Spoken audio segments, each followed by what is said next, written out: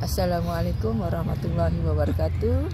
Saya Zaitun binti Baci, berumur 71 tahun.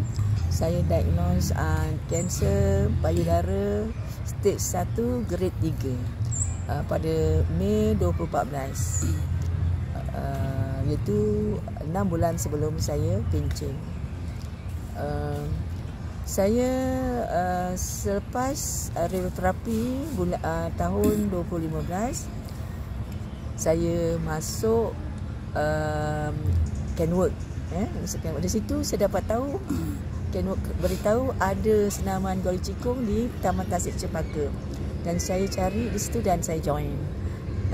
Saya join 2016 sehingga sekarang lah, lebih kurang 8-9 tahun. Benefit yang saya dapat adalah saya lebih sihat, aktif, tidak mengantuk siang hari, bertenaga, dan segala penyakit-penyakit seperti kencing manis ke darah tinggi saya tidak ada. Lebih sihat lah. Dulu saya selalu demam. Bila mengamalkan Goli Cikung setiap hari, saya menjadi lebih sihat. Kemudian setiap tahun saya buat mammogram. Alhamdulillah lah, kanser tu tidak menonjol lah. Dia ada, kanser tu sebenarnya dia tak hilang, tapi kita kena jagalah supaya dia tidur, kan? Jadi itulah benefit. Sebab tu kalau saya berhari-hari, hari Senin dengan Khamis saya full dengan aktiviti, dengan pelajaran saya, kelas ngaji lah, kelas bahasa Arab lah. Tapi saya buat di rumah, di balcony, sambil duduk. Maknanya kita buat Cikung ni bukan saja berjalan dengan kita panggil normal walking, kita boleh juga buat sama statik, duduk. Yang pentingnya semua kita bergerak macam kita berjalan juga.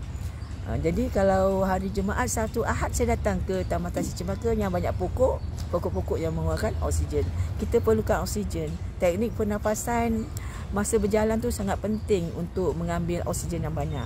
Kita kena kanser pasal tubuh badan kita lack of oksigen, tapi toxic level tinggi. Sebab itu kita kena kanser. Jadi satu cara, kita mesti masukkan oksigen banyak dalam badan kita melalui senaman Goli Cikung yang menekankan kepada teknik pernafasan. Masukkan oksigen banyak, meningkatkan imun sistem kita.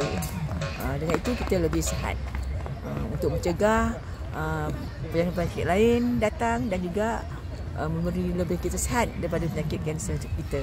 Itu saja yang saya dapat maklumkan. Assalamualaikum warahmatullahi wabarakatuh.